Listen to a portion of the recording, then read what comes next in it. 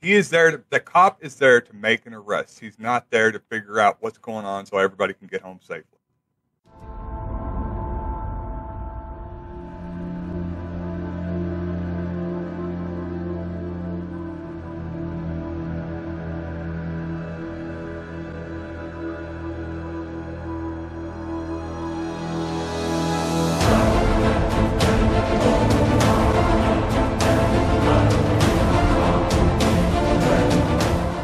What's up, man? Not much. Finally made it. Everybody thought I was making it up. I'm in my cabin. Oh, shit. This is, this is what I've been working on for the past 6 months.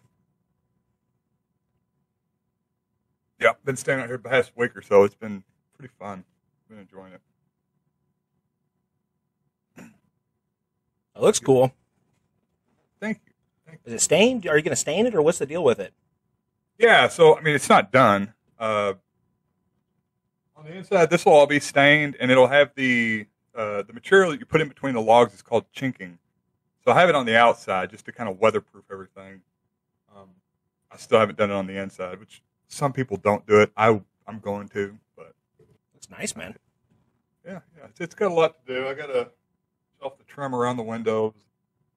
There's a lot. You're like 80% of the way to becoming a mass shooter. The log Yeah. cabin out in the woods. Yeah, I've been working on my manifesto, reading Henry David Thoreau, Hey, there you go. getting there.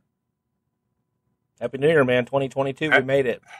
Happy New Year. Yeah. Did you do anything fun? Did you go party? No, I sat out here. This is what I wanted to do. This is fun for me.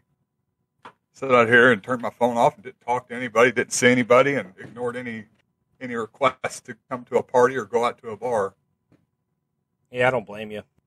I feel like I've done everything I want to do in life for the most part. There's still a couple things on the bucket list, but Yeah, so I think that's the benefit of going so hard in your early and mid 20s. It's like, that's it. I'm not going to get more fucked up. As far as the altering my mind with chemicals section of life, like I've done everything that you can do. the thing in the fair, you hit it with a hammer, right? And like you knocked the bell off of that thing in your I've early broke 20s, that bell buddy. several times. Several times. Got the scars to prove it. So, yeah. It's just not I'm assuming it's the same for you. It's just not appealing to me. Going out, like socializing. Going out or just get out. I'm too fucking old, man. Everybody's younger than me now. There's plenty of people that don't feel that way. You know, you go to the bars, there's plenty of guys our age. Those and guys older. are sad. Those guys are sad. Yeah. Yes, they are. Very sad. I just sat at home with the family. We kind of did a family day. We didn't really do much of anything. Just kind of hung out, played some Mario Party. You know, it was a fun time. Yeah. That's what a fun time is. Sitting home and Mario. What was that on? Is that like Switch? Switch, yeah. Okay. Yeah. It's a me and fun my game. Daughter. I don't know if I played Mario Party.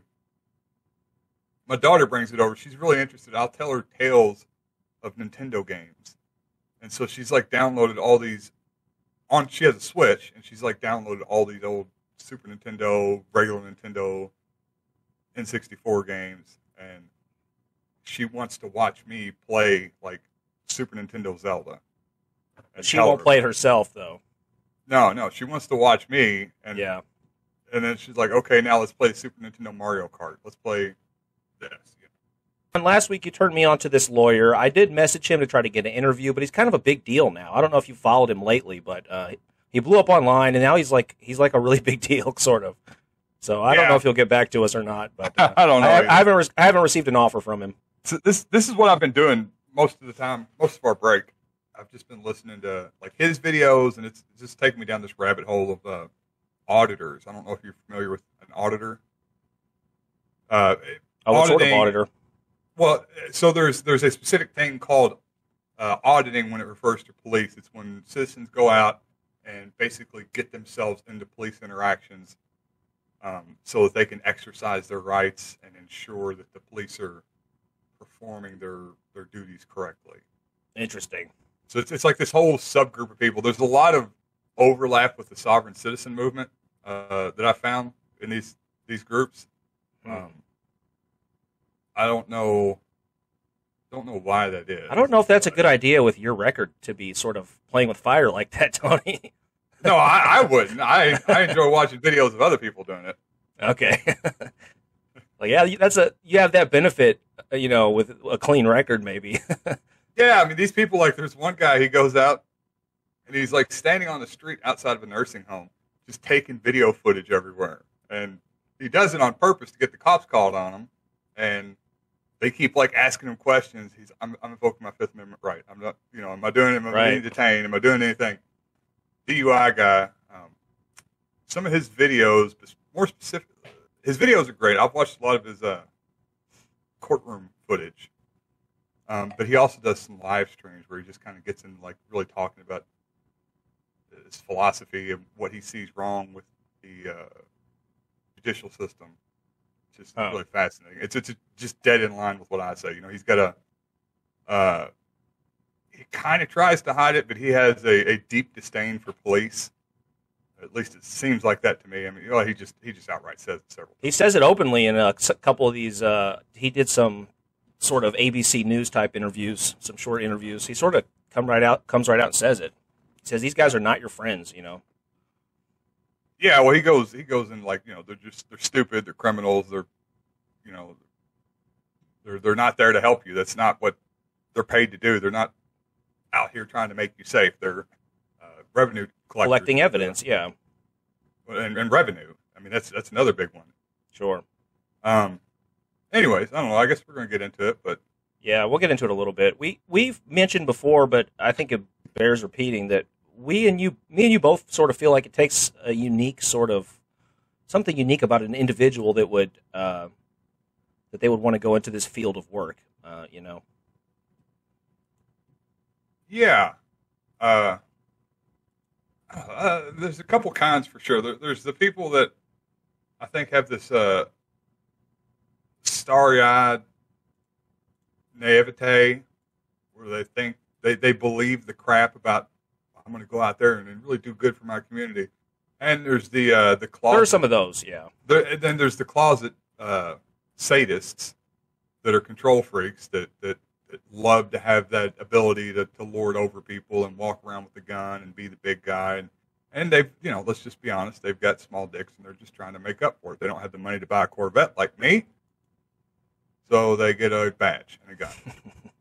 We'll get into some of these cases. These are interesting to me because we grew up in this area and I've seen some of these judges. I love watching this stuff, man. It's like, man, I wish my lawyer was this good back in the day. Shit. Yeah.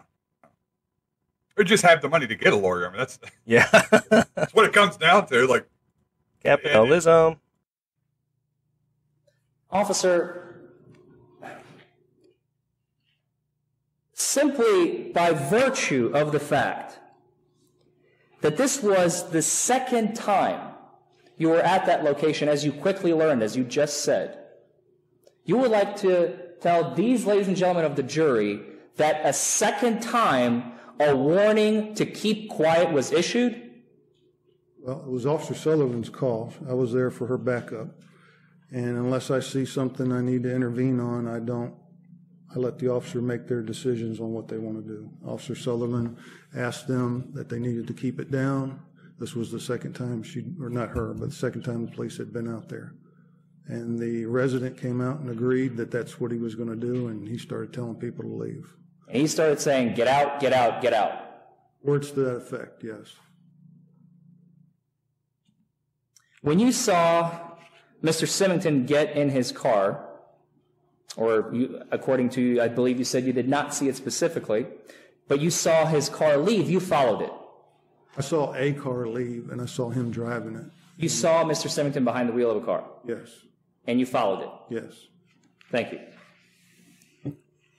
You radioed to dispatch, quote, I'm going to follow this Mustang. It was the one that appeared to be, I'm not sure what this means, 2301 driving it. What does code 2301 mean? Drunk.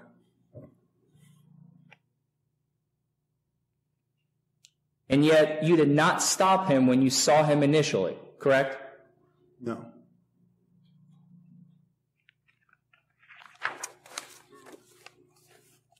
Despite the fact that you suspected him of being drunk.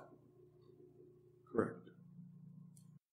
So there were 2 officers involved in this. The whole police department was involved, but there was these 2. We're going to hear testimony from the other officer on the scene, this woman here, real quickly. But yeah, this case is kind of nuts, man. This was on Westlake and Trail Boulevard. Our old stomping ground. Yeah, I know, man. Part of it, at least. Down the street from the old number 2 house. Yeah. Just goes to show this guy's he's not worried about public safety, about getting a drunk person off the street. He's worried about getting an arrest. And I do know that prosecutor. I remember that guy sitting in the back on the bench. Yeah, he's got the bald up here. Yeah, he was a prick. I remember the older police officer. And when you arrived, you testified that somebody came out. Yes. And they said that they're the resident who lives at that location. Yes, sir. And you said to them, what? I'm sorry. Now notice how well their testimonies match, these 2 officers involved in this. Like almost identical word for word. They say the exact same thing here. I don't think you actually said that. What was the conversation like? Verbatim, I don't remember verbatim the words. The gist. But when they opened up the door, I asked for the resident of the home. He came out. We spoke in the hallway. I explained to him, hey, you have got to have your guests calm down, quiet down. And then I explained to him about the city ordinance, referenced the noise complaints, and he went back inside and he told his friends they needed to go.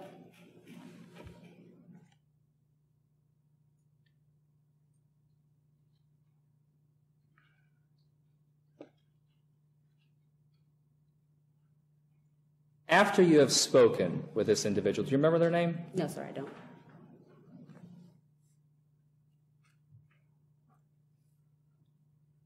What did they do? What did they do? Mm-hmm. They went back into their residence and spoke to the people that were in their residence. And they told everybody to leave? No, not everybody, but he said, I'm over this, words to that effect, need y'all to go.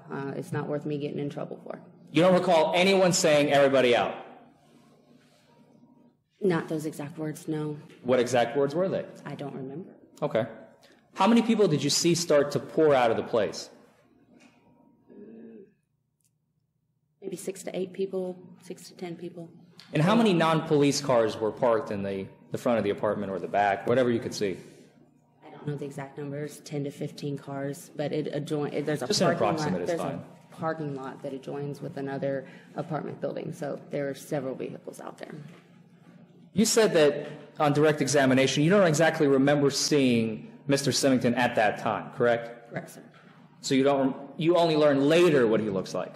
I remember his face walking by me as he exited, but I didn't know who he was at the time, no. And you don't remember him saying, can I stay here? I would like to stay here. No, sir. At no point in time did I hear him say that. What would you have done if people were outside and they were not leaving, they were not going anywhere? Would you arrest them? Would you issue them citations? What would you have done? Objection. So there's 2 types of parties, right? There's the type of party where when the police shows up, the party's over, right?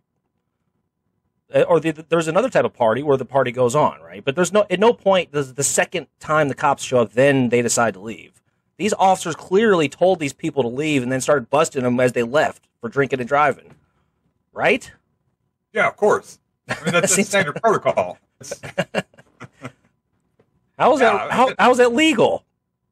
Because they lied about it on the stand. That's how they get away with it. Gosh. Yeah, I don't know. I mean, it's just it's a racket. It's a way to. It's what the police are out there to do. They're out there to, saying earlier, to get arrests and to generate revenue for the county, and that's exactly how you do it. You put people in positions as best you can to where you can get an arrest. They're not concerned about the safety of the community. They're not concerned about making sure that the people there are safe, making sure that the people out on the street are safe. Right. They want to get arrested, and they want to put you in a position where they can arrest you or at least cite you for something, so you have to go into court and pay a ticket. Well, not just that, but the DUI guy's client in this particular trial, in this case, they could have charged him with public intoxication on his way to the vehicle. He walked right past them. They suspected he was drunk. They let him get into the car and drive down the road. Right? Yeah.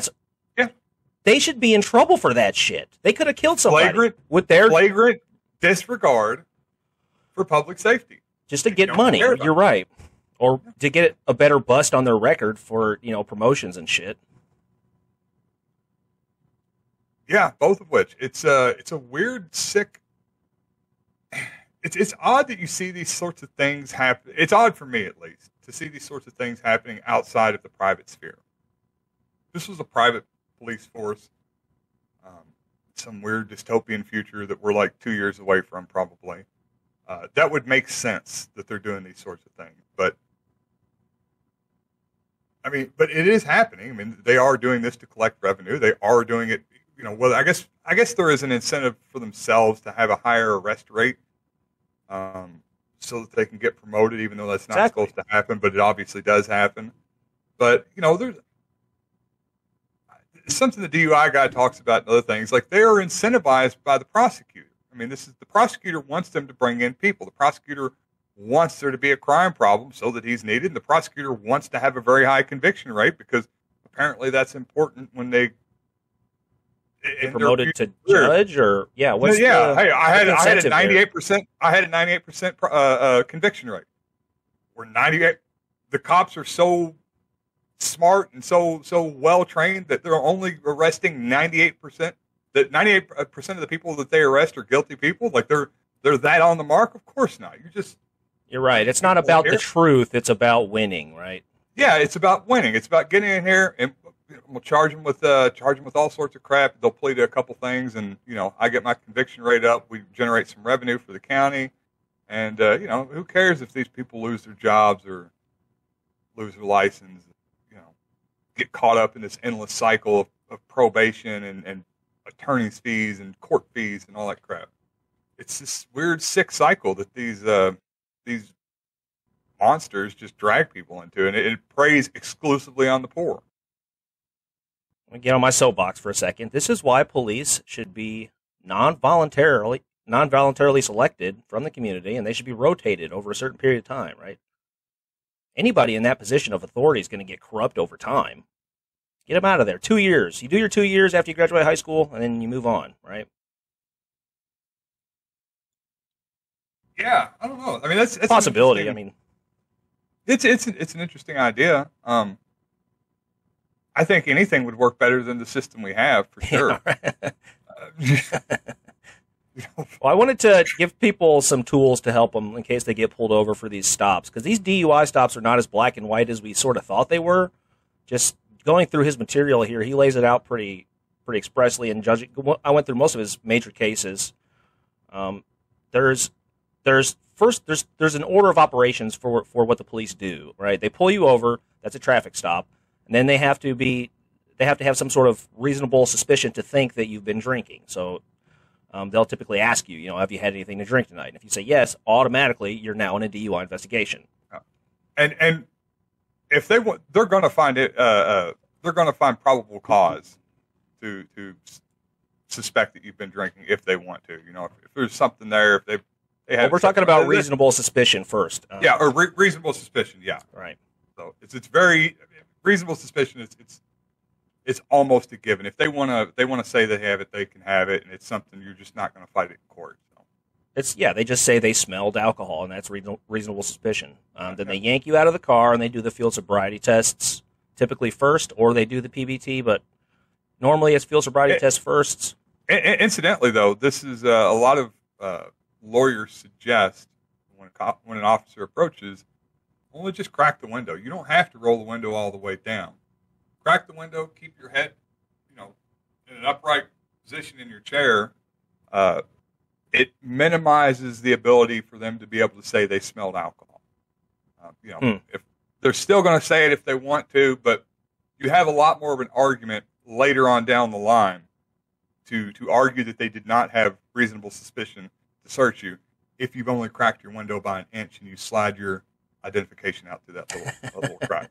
So, yeah, I mean, I've watched a lot of lawyers. This is what they suggest. An eighth of an inch, hell, screw that. An eighth of an inch. That card will fit through there, yeah. And you don't stick your mouth up there to them, because that gives them an opportunity to smell alcohol or smell weed, or your eyes are glassy or anything like that. So, but sorry, go ahead. Okay, so I'm trying to give people an idea of what's going to happen if they get pulled over for DUI, right? So you get pulled over, they develop reasonable suspicion somehow. So they yank you out of the car, they do the field sobriety tests, and there are 3 tests they do. The first is the horizontal gaze nystagmus, follow my finger test. They will do this to check if your eye is darting or if it's a smooth tracking. The smooth tracking is what you want. Then they do the walk and turn, and you walk 9 steps, heel to toe, turn around, do it again, and you count out loud. And the last test is the one-leg stand, and there is no time parameter on this, but the goal is to stand on one leg while you're counting, and the officer will tell you when to stop. And you need to not use your arms for balance. That's what they're looking for, right? They're looking for clues on these. When they get enough clues, then you fail, and that's probable cause for arrest. And it's also important to point out that the clues are very subjective, and only and they are the only ones that are going to be able to ascertain whether or not you exhibited those clues. So, on the eye movement test, like what counts as not smoothly following? Is a camera looking at your eyes? Is this an objective measure? Okay, well, it needs to move at X rate for so many degrees. No, this is all at their discretion. And as we've talked about, I'm sure as we're going to go into, they have a purpose. They want to find something to get you with. That's a good point. Yeah, even with the body cam, if they do have it on, it's not going to show your pupil motion. They can just make that up if they want to. Yeah, you're standing on one leg. I mean, I don't have balance for nothing. If you sway a little bit, is that that gives them reasonable suspicion. Somebody like me that has a bad leg, well, anything they can find anything in any of those tests to say that you failed them.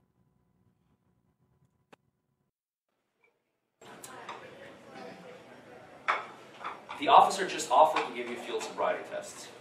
If you say, "Officer, I refuse to do field sobriety tests," again, it's a double-edged sword, because one, you're now raising his suspicion even more, because he's used to people complying. If you're not compliant, to him that raises red flags for his training. However, once again, statutorily, the statutes don't even mention field sobriety tests whatsoever. Yes, it's evidence that's admissible in court. That's the easy part. But if you refuse to do them, there's no evidence, there's nothing to admit, there are no consequences, no repercussions, nothing. So you're pretty crazy. So you could just tell them no. Just say, no, I'm not going to do the field sobriety tests. And then they don't have any evidence to use against you in court. There's no legal repercussions for you just telling them no. Now they're going to get suspicious as hell, right? I mean, get suspicious, buddy. If you really aren't,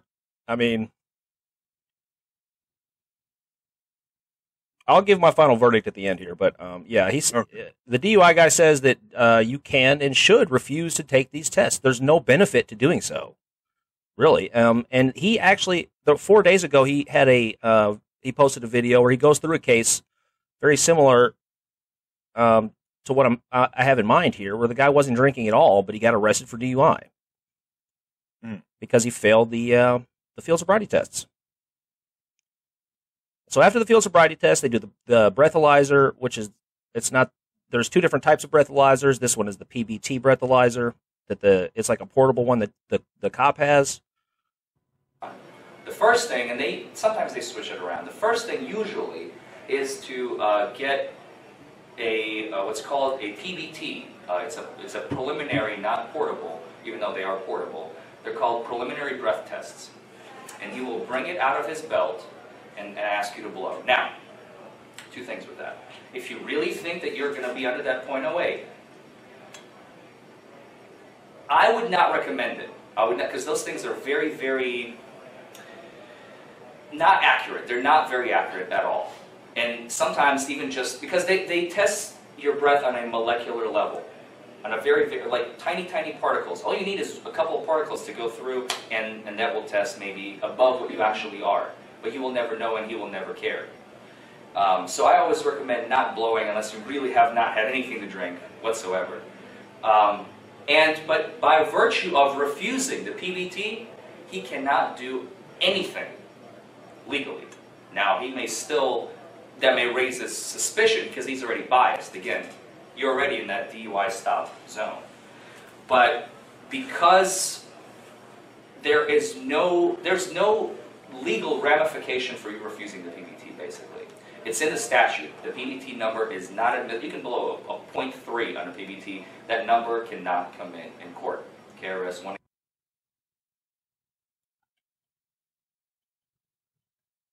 So yeah, not admissible. Just tell them no. Don't blow in the damn thing. Yeah, it's a situation where they allow you to provide them with evidence to convict you with.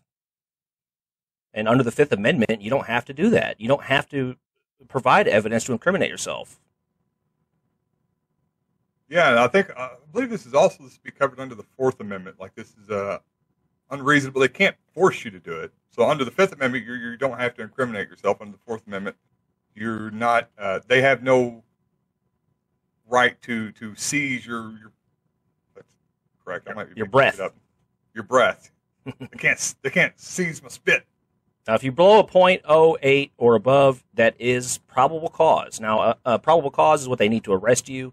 So 4 or more clues on the field sobriety tests or a .08 on the portable breathalyzer is probable cause for arrest. You can refuse all the tests, refuse everything, but and there's no legal repercussions according to DUI guy here, but you'll probably get arrested 100% of the time, he says. Mm-hmm. So, you're trading potential incriminating evidence for a guaranteed day in court. You're definitely going to go to court. You're going to get arrested. You're going to go to court. But, once you're in that DUI stop zone, like he's talking about, reasonable suspicion, you're going to get arrested anyway, probably. If you've had anything to drink, you're going to be arrested anyway. Yeah, that's the point. And, in that spot, you're going to be arrested. So try to You're not going to talk your way out of it. He is there. The cop is there to make an arrest. He's not there to figure out what's going on so everybody can get home safely. It's just, I guess, knowing your rights, sticking with them, and just accepting the fact that you're not talking yourself out of it. You're going to go to jail, and that's not the worst thing. You'll get out in the morning, most likely, and get a lawyer. Call DUI guy. There you go. If you can afford him, hell. If you can afford him, he's probably charging a premium these days. I guarantee it. So once you get to jail, however, there's a 20-minute waiting period where they're supposed to observe you, and then you do the jail breathalyzer. This is the real breathalyzer, the one that is admissible in court. Now, they make you sign a form, and this breathalyzer is more accurate, obviously, and you can also refuse this under the Fifth Amendment. You can refuse it's called the intoxilizer. Can refuse to take this. And even though it is, in fact, protected to refuse it under the Fifth Amendment, they have basically created this loophole where they take your license now. So if you do refuse it, they take your license for DUI 12 or 18 months? 12 to 18 months for a second, for a DUI second. For a DUI first is 30 days to 90 days or something like that, I think.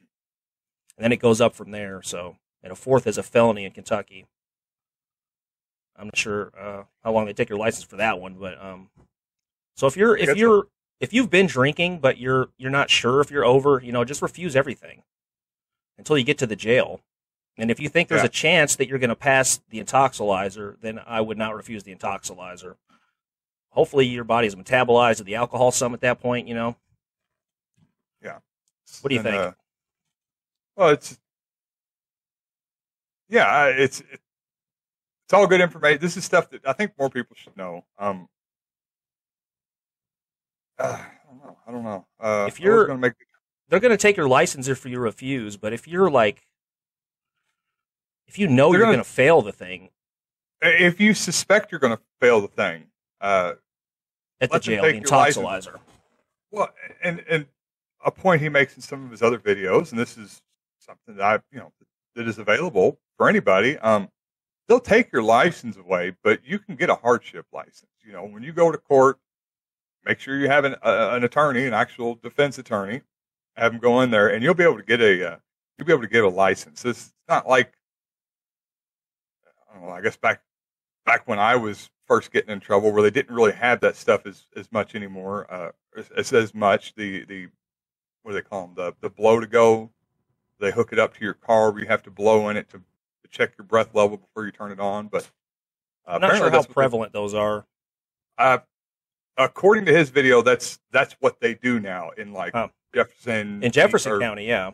In Jefferson, yeah. So I don't know out here, Meade or Hardin. I think he was talking about Hardin too, but could be wrong. But yeah. There's always workarounds. You can get some sort of hardship licenses, and like I said, your other option is not getting in trouble if you've been drinking. It's right. That's a good point to make. There's no upside to it. So I mean, ideally, if you've been drinking, don't drive.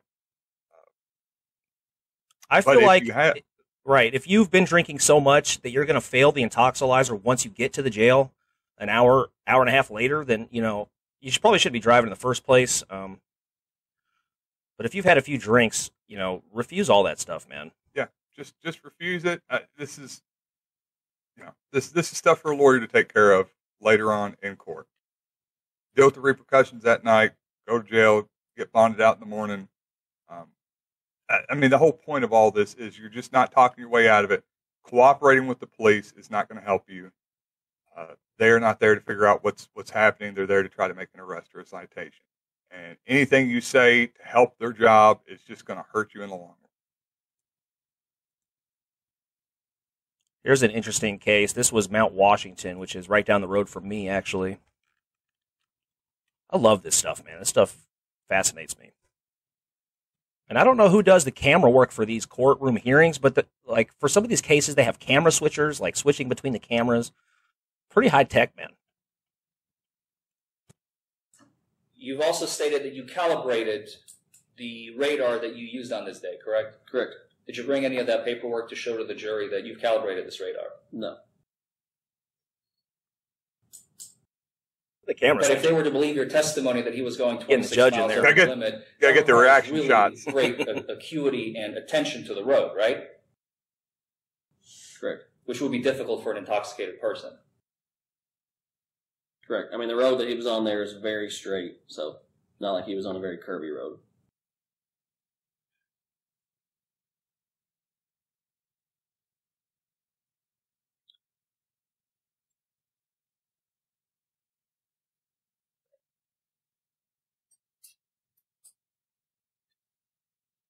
You also indicated that there was a third party who called in to dispatch with respect to Mr. Hall's vehicle, the Dodge pickup truck, right? That's correct.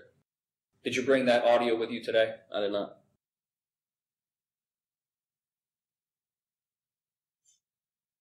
You did not have any body camera equipment on your person on that day, did you? No, sir. You did not have any video equipment in your vehicle either? No, sir.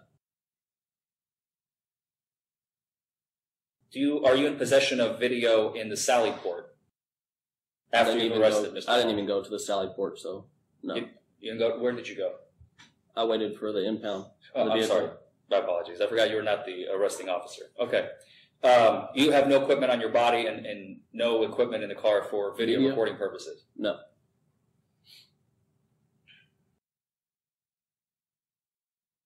So they arrested this guy for DUI. He refused all the tests, and he got a not guilty verdict. The frickin' police didn't have any video evidence of him acting drunk. You know what I mean? So apparently there's no body cameras they have in Mount Washington. Yeah, it's almost as if, when you really get into this, it's almost as if most people that get arrested, like, it really is something that can be avoided in a lot of cases. And even in cases where it can't be avoided, the severity of the charges that are thrown on you, or certainly the charges that will stick, are drastically reduced if you just understand your rights, understand your Fifth Amendment right to not incriminate yourself, understand your Fourth Amendment right to not have unwarranted searches and seizures of your person and property, and exercise those rights. And apparently it goes a long way because most cops are incompetent idiots. So. They have to prove that you were under the influence under the law while you were driving, and that means it's a subjective term. And without you essentially admitting it, right? In many cases, they got you. It's kind of just their word. And one thing the DUI guy loves to point out is that they keep horrible records. When you eventually go to trial on this, it's going to be a year or more later from the date of the arrest. They're most likely not going to have records, or very few records from the actual arrest, aside from a short citation. The memories are going to be cloudy, and any good defense attorney worth the money you throw at him is going to be able to point out all these differences and discrepancies and get you off. I did want to talk about the police a little bit, sort of the training they get, or lack thereof, I guess. So this is their website here for Kentucky. It's in Richmond, which is where I went to culinary school, actually. It's right down the road. 20-week course. That's all they get. 20 weeks. Patrol procedures, physical training, and basically what it is you go to a police department and say, hey, I want to work for the police. They'll hire you if you qualify and all that stuff, and then you apply to the police academy for your 20-week training.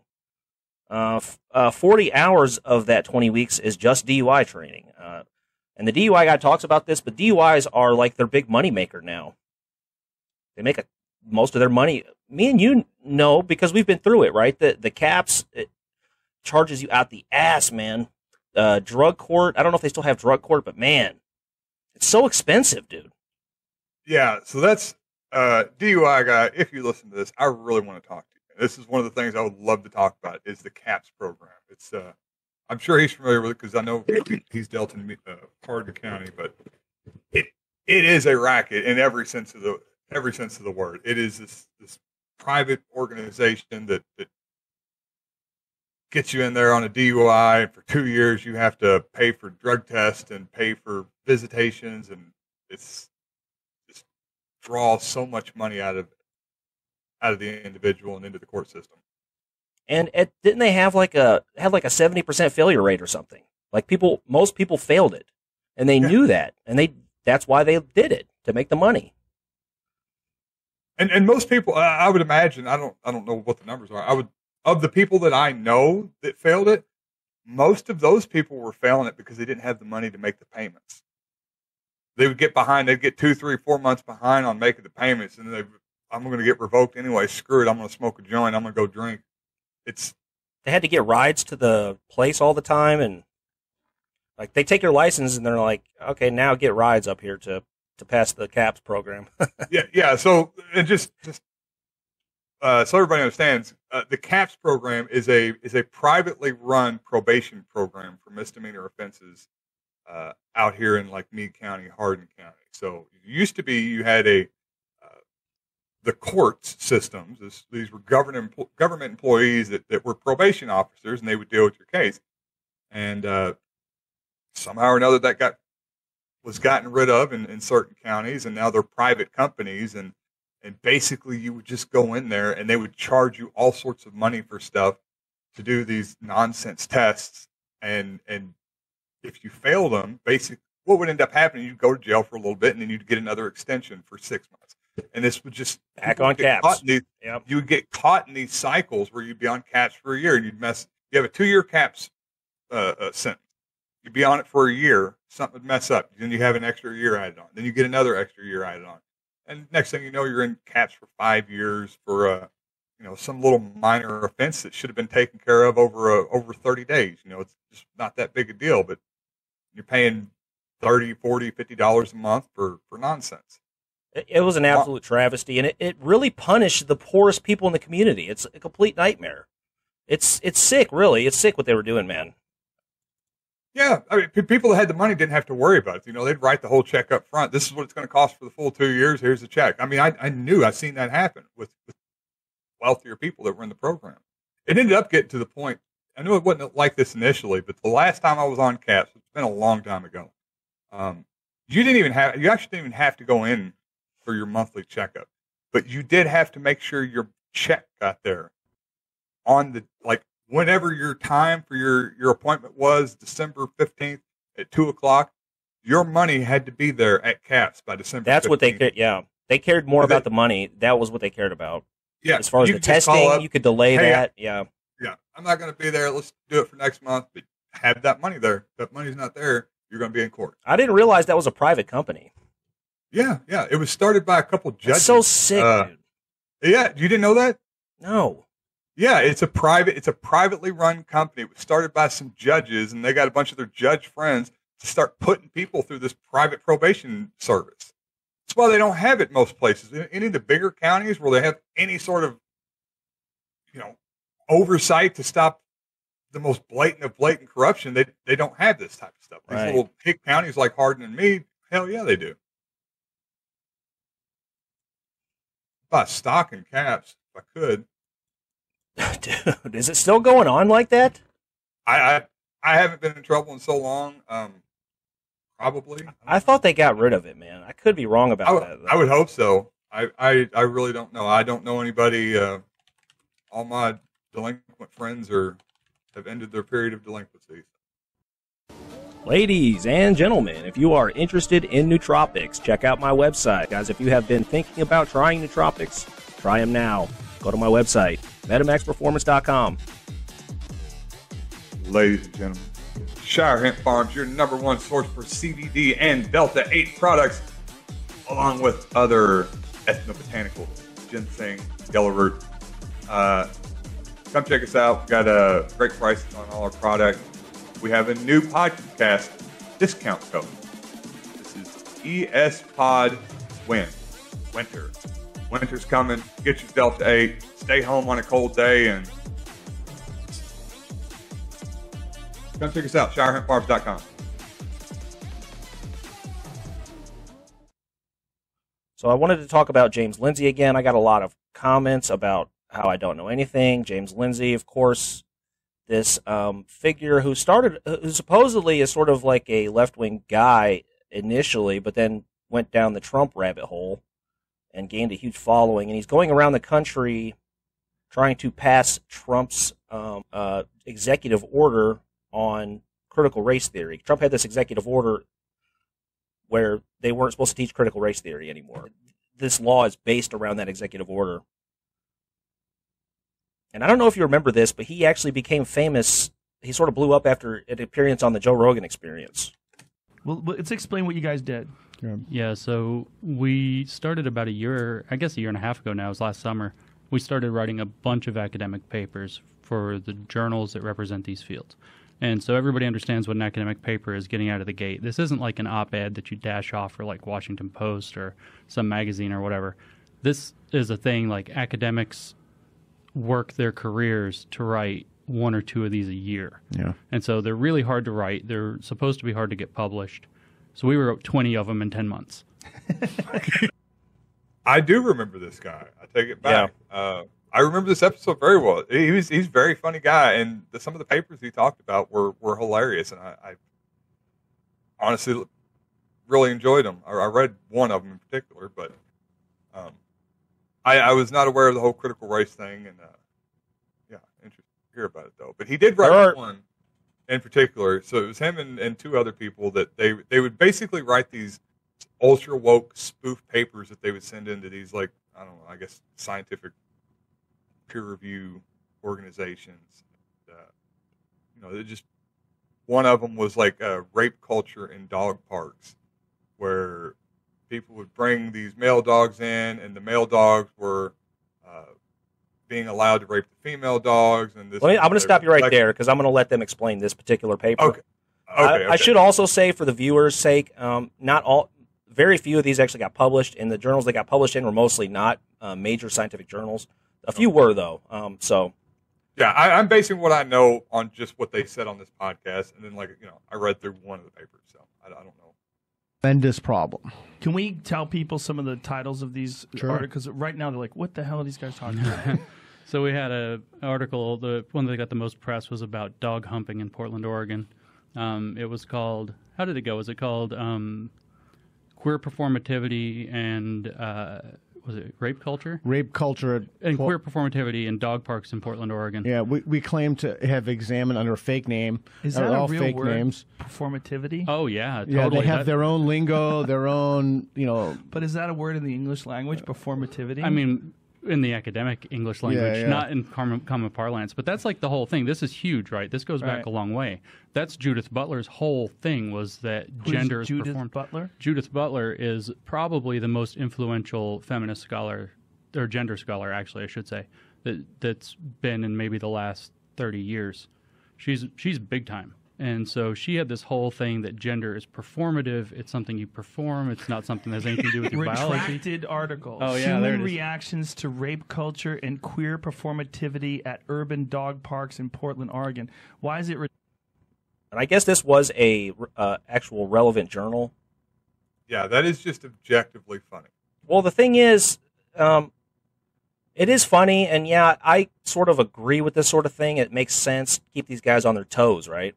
These soft sciences, you need to make sure they're not going off the deep end. But I wanted to point out here that these papers, the reason this one in particular was published is because they supposedly done a bunch of research, right? They're publishing these papers because of the research value, not because of the political point you're trying to make. And they lied about doing all this research. This is fraud. Yeah, I mean, but what was the value of the research? They were... Well, that's not for us to determine. They were making subjective measurements on how much the dogs liked, female dogs liked getting raped, and how much the owners... That's what it was, right? And how accepting the owners were of having the male dogs go up and hump the female dog. Hey, maybe there's some scientific value to that, but it adds to the body of scientific knowledge. It does. Who knows what value it could have? It could solve cancer one day, Tony. But is that what they were? Is that like realistically? Is that what the people at the magazine were thinking? Like, oh well, maybe this is important. What these guys thought the dogs were thinking as they were humping one another. Well, the empirical evidence was the interviewing the owners, right? It wasn't what the owners said specifically, but I don't know, man. But I mean, you have these scientific communities, these like they can get insular. There's a lot. They're very insular. It is a weird little echo chamber that they get in. It's people that have never been out in the world and worked. You see this same crap with like Eric Weinstein and Jordan Peterson. They're in these weird little counter academic bubbles, and they don't really understand. I don't know, working people that they tend to they are acting like they are speaking for the average Joe out there working a factory job, and they just don't have a clue what the hell they're talking about. There's definitely some validity there. Just historically speaking, this has happened before in science, so it's not like it can't happen again. Sure. Yeah. So Lindsay is now touring America, talking these state houses into passing Trump's executive order. Here's their website, maintaining and expanding the ban on critical race theory. We've been lied to. It is impossible to have read this section of the order and reached the conclusion that it prohibits or bans, quote, diversity training or, quote, racial sensitivity training. It only prohibits that subset of those trainings that rely upon the, quote, diversive concepts outlined in Section 2A of the order discussed further below. As it was recently reported that Democratic leaders claim that, in brackets here, the executive order put a stop to nearly all federal-level diversity training. He just goes on about pointing out the fact that this does not ban diversity training. I'm not sure who said that it does. That's not really what we're talking about, and we'll get into it here. I hope we can all agree that once we actually look at them below, in italics here, should be banned. So he's saying that once we look at these things that are going to be banned, we should all agree that they should be banned. Nothing divisive. Okay. What are these divisive concepts, quotes, that he wants to ban, that we should all agree with? This is very misleading because he has all these points here. I don't think anybody would really disagree with most of these. I have some minor issues with some of them. Like, for example, point 1 here. One race or sex is inherently superior to another race or sex. Okay, that sounds fine. We shouldn't really have that being taught, I guess. Yeah.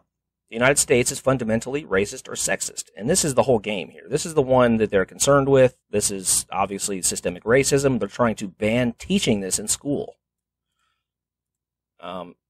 And I have some minor quibbles with the rest of them, but most of this is just obfuscation. Number 8, any individual should feel discomfort, guilt, anguish, or any other form of psychological distress on account of his or her race or sex.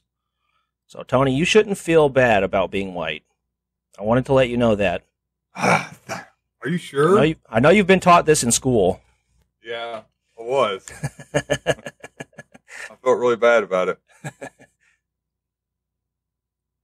I'm not a big fan of this number 9 here. Meritocracy or traits such as hard work ethic are racist or sexist or were created by a particular race to oppress another race.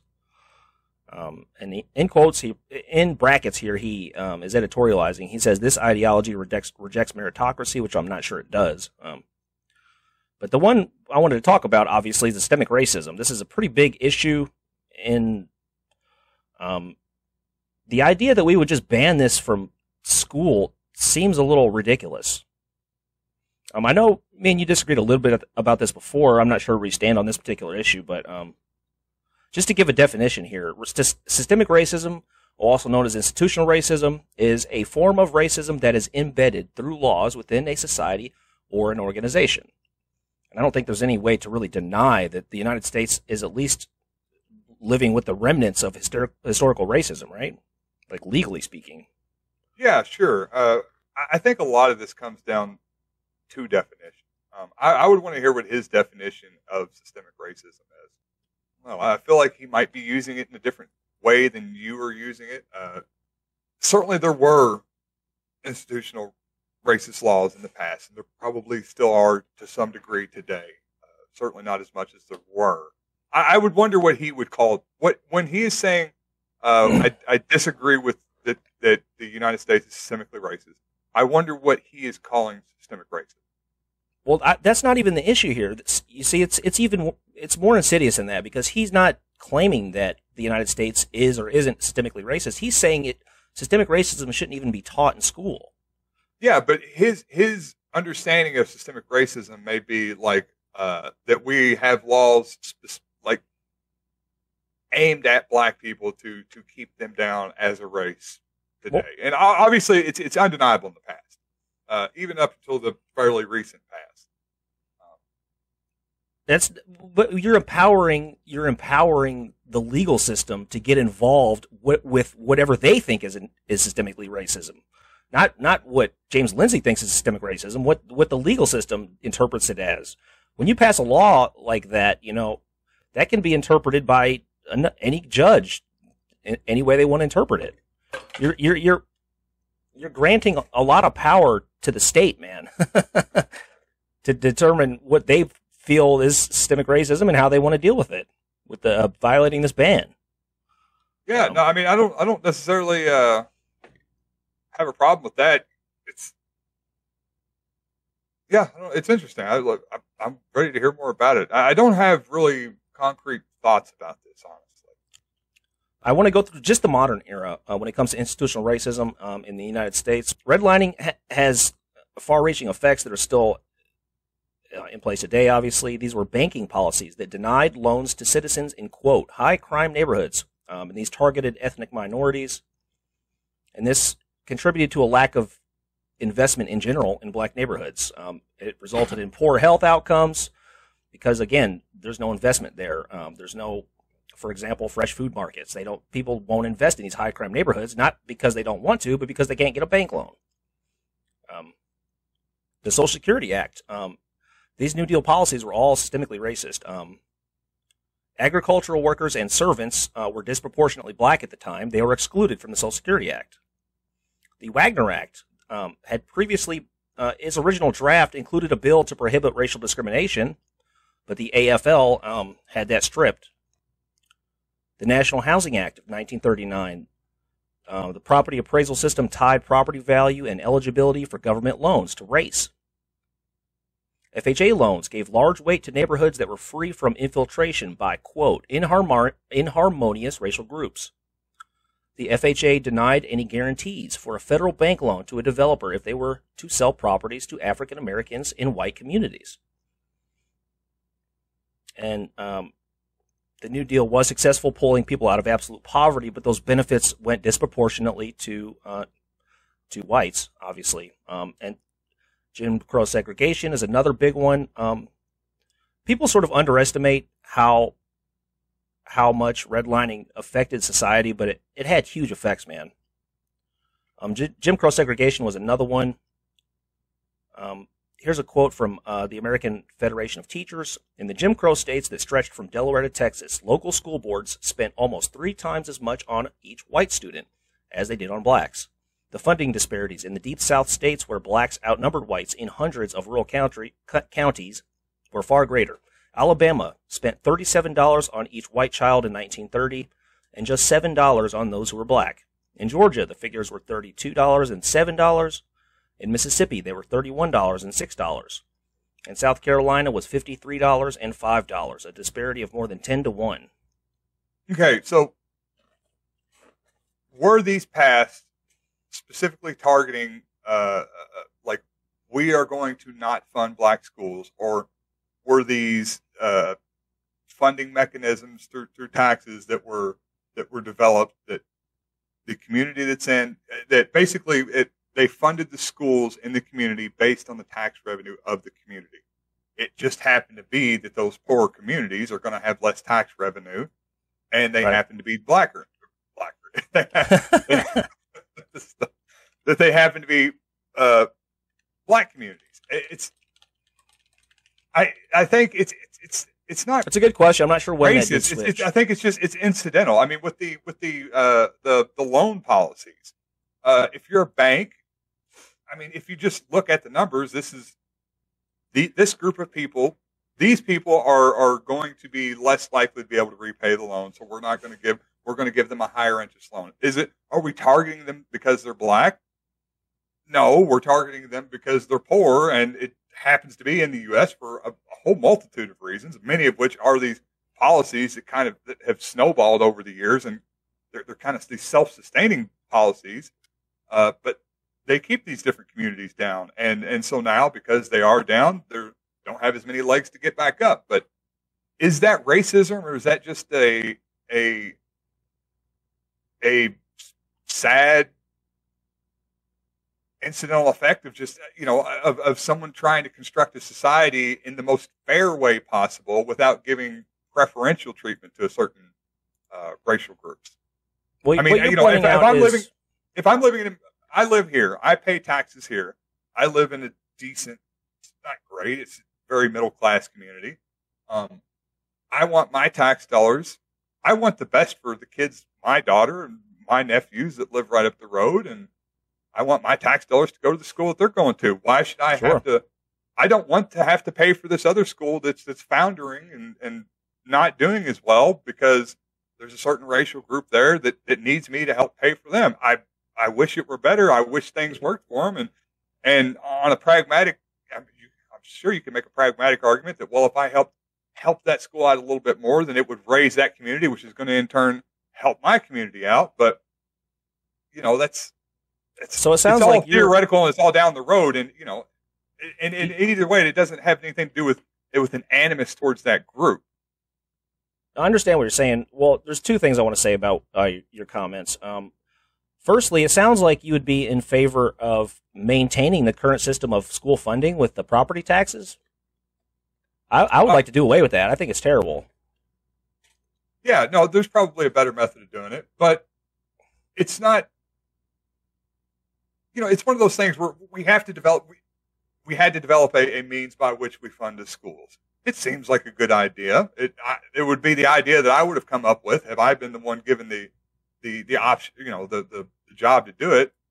Down the road, we see all these different inequities that have developed as a result of these funding methods, and I think more than anything, it's just a problem of making these things change. Once we start pointing out the issues with them.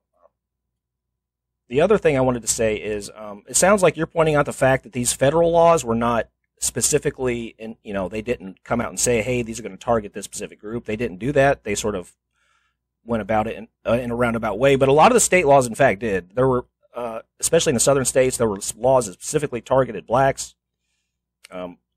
We might mention some of that, I'm not sure, but I do want to talk about criminal justice real quick. Obviously, there's huge disparities in the criminal justice system.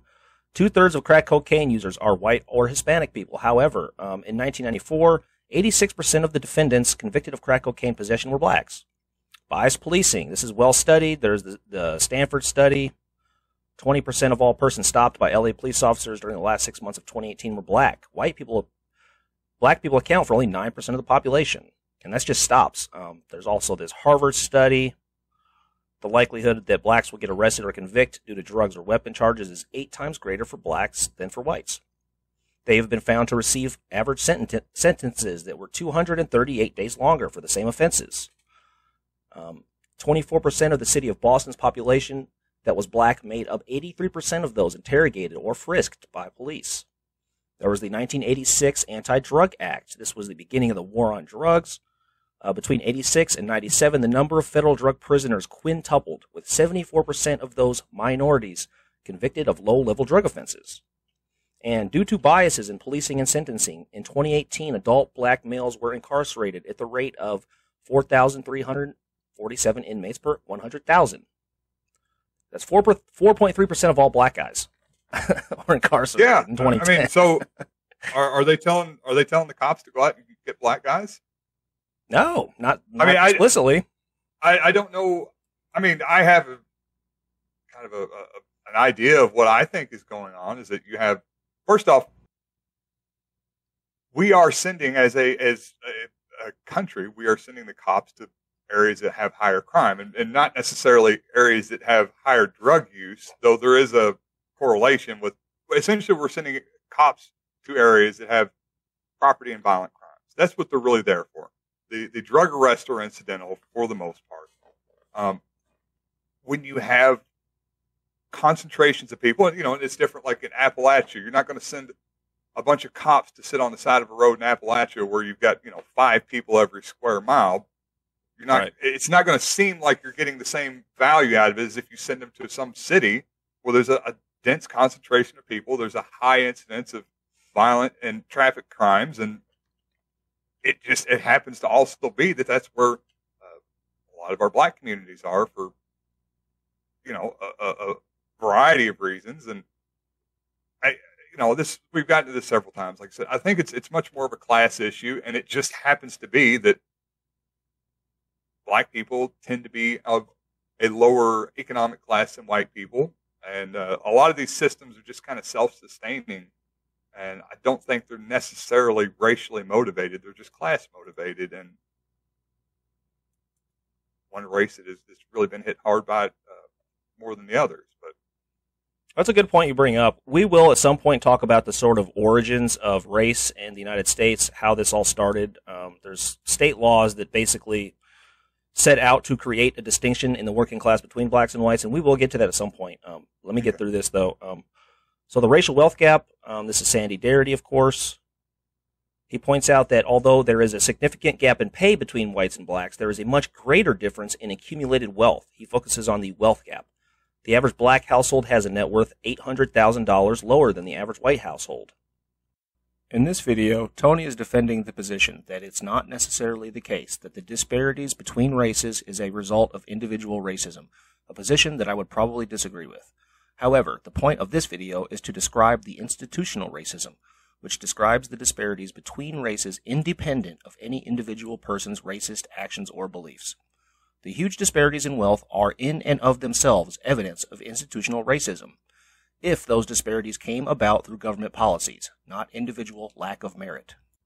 This is an essay by Darity. This is, if you don't want to read his whole book, which I don't recommend, it's so freaking hard to read this. I'm trying to... Okay. The origins of this gulf in black and white wealth stem from the immediate aftermath of slavery, when a promise was made to provide the formerly enslaved with 40 acres and the land grants were unmet. Many white Americans were provided with substantial handouts, 160-acre land grants. Neil Kashkari, president of the Federal Reserve Bank of Minneapolis, calls this free equity that could be transmitted into greater economic security and prospects for wealth accumulation to subsequent generations. During Reconstruction and thereafter, frequently, when black descendants of the enslaved managed to achieve some degree of prosperity, their communities were destroyed by white massacres. The examples are too numerous to list here, but they include the infamous Tulsa Massacre of 1921, when airplanes were firebombing Black Wall Street. In the 20th century, black wealth denial was associated to a large degree with racist policies vis-a-vis home ownership, which led to reduced rates of black home ownership and lower rates of appreciation for those homes purchased. The situation was exacerbated in the late 1940s with the GI Bill.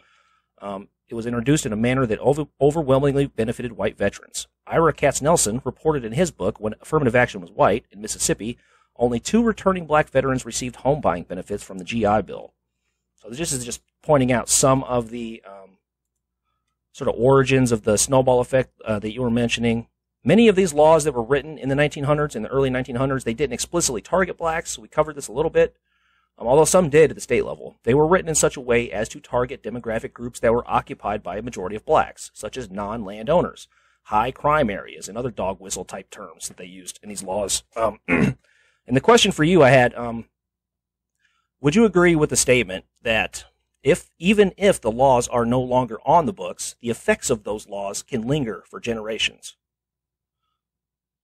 Sure. I mean, with any of these things, it's going to take a while for the effects of these laws to, I guess, kind of work themselves out.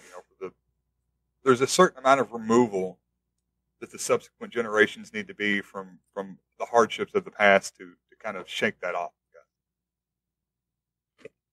I would say that I think the inequality is growing. It's not shrinking, right? The top is getting richer and the bottom sort of staying the same. And no, sure. So the gap between rich and poor is certainly widening. I think an oppression of a certain group that happened in the past, as time goes on, the effects of that oppression are going to lessen. I didn't mention in the live show, but the reason that these sorts of bans on CRT are being pushed by the wealthy elite is due to the fact that in order to address the issue of systemic racism, class-based policies that aim to uplift the poor would be required. The narrative that people like James Lindsay represent, however, is the idea that everyone who is poor because of their lack of merit, an idea that is contradicted by the existence of systemic racism. All right, next question. Is the United States institutionally racist against blacks? If not, how about Native Americans? Are we institutionally racist against them? I think in the past we definitely were. Yeah, in the past. But I mean, like I said, the policing thing, yeah, we send police to high crime areas. Those high crime areas. Do we send police to suburban white neighborhoods where no one does? We're like, nobody's getting robbed, cars aren't getting stolen. Or do we send it to the areas where those things are happening that happen to be disproportionately black? I don't know. Well, what's the fact there? The fact is the poor areas are disproportionately black. That's the issue. They are. Because of institutional policies dating back to the Civil War. Because of institutional policies and laws and redlining and Jim Crow. We went through it. Okay, but here we are today. One of the things that's keeping these neighborhoods down is the fact that these are high crime areas for whatever reason, and that is a lot of they're poor. Yes, that is a reason, because they are poor. But they are poor and they are high crime areas, and we have cops and we have laws, and we need those laws to be enforced to some degree. So sure, what do you do? What do you do? Do we not arrest them for the sake of no? You're talking about the crimes of the past. I don't know. When it comes to answers, you invest in these lower income neighborhoods. You need investment. Sure. You need to. I agree, especially in education, right?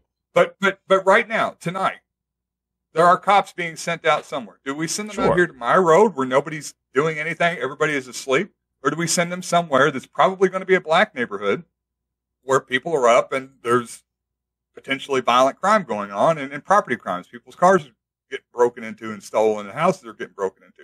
I mean, that's what it comes down to. I'm all for starting some different reinvestment in these communities and fixing up their schools and making opportunities for them. But if they get caught doing something, they're going to get caught up in the same system that you or I would get caught up in. Well, when it comes to it's going to be harder on them because they're poor, and if I were that poor, it would be that hard on me.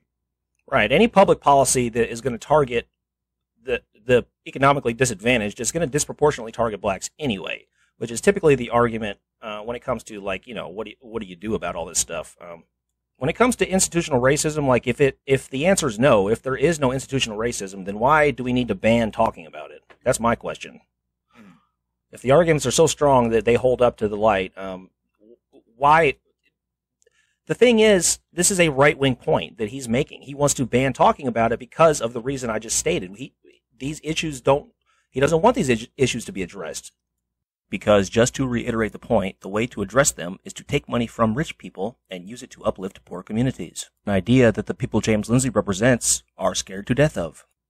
I don't know. I don't know what his reasons are. I don't know why he would not want them to be addressed. He's a right winger. I think he believes in merit or whatever, Yeah, I don't know.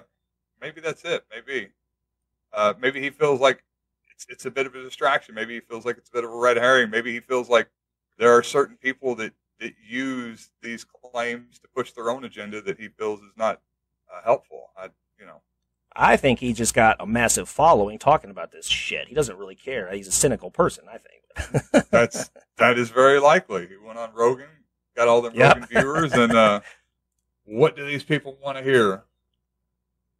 Here is James Lindsay. Critical race theory is racist and Marxist, featuring James Lindsay. This is his hashtags truth straight up. This is Young America's Foundation here. That's it. They say you can't define critical race theory. It's very easy. It is the belief that racism is the foundational organizing principle of society. It was created by white people, maintained by white people for their own benefit. That's it. In other words, it racially scapegoats whiteness. It feels like it's anti-white, but that's the least interesting thing about it. It's actually that it holds up whiteness as a power structure that's going to be analyzed in a Marxist way so that we can tear apart that structure and replace it with a racial utopia that they call racial justice. Critical race theorists are supposedly the only people who understand how this works. They say that racism is something that benefits white people, and so they have no motivation and no even ability to see it or to challenge it. So they need critical race theorists to tell them where all the hidden racism in society is. So in that regard, it's a means to empower critical race theorists to put themselves in positions of power, to create a dictatorship of the anti-racist. So that's what Ibram Kendi's talking about when he's talking about his anti-racist constitutional amendment and Department of Anti-Racism that's going to be based on two principles. The principle that if there are different outcomes based on racial group, then it must be proof of racism, and he says that all races are equal and therefore should be made equal. He's just misrepresenting what Ibram Kendi's talking about. He's just kind of jibber-jabbering a bunch of words that don't really go together. Okay, pretty entertaining. He gives a definition. It very likely is a silly definition of critical race theory at the beginning, and I don't know. Maybe he thinks that's what. Well, he's not talking about institutional racism. He's talking about critical race theory. He's not banning critical race theory. He's banning talking about institutional racism. Because the solutions to institutional racism are to invest in lower economic brackets that he doesn't give a shit about. Yeah. Well, I mean, he says it right here. He says that Ibram Kendi believes that all races are equal. And he says, well, of course they're not. The blacks are poor because they're stupid. There's some genetic link between intelligence and skin color or something. He reminds me of Jim Brewer, though, doesn't he? A little bit. I just keep thinking of Jim Brewer doing the, what was the thing he was doing last week? Dr. Fauci! Yeah, the bird, the parrot. Oh, my God. And then the news comes on. Dr. Fauci's on! Dr. Fauci's on! 2 masks, 3 masks, 3 masks, 2 masks! Vaccine, vaccine, vaccine! Vaccine, wear the mask. Numbers are going up. Numbers are going up. That's all I keep thinking about when I see James Lindsay. I love the movie Half Baked so much, and I just want to remember all those guys as how they were from that movie. I don't want to think that Jim Brewer might be a dumbass. I don't know. Like 10 years ago, I heard some interview with him where he didn't seem like he was all there, but really, yeah. The memes are funny. Yeah, I appreciate it, man. Good Yeah, time talking to you. Fun as always, and glad to get started on this again. So we'll see you next week. Later, man. Later.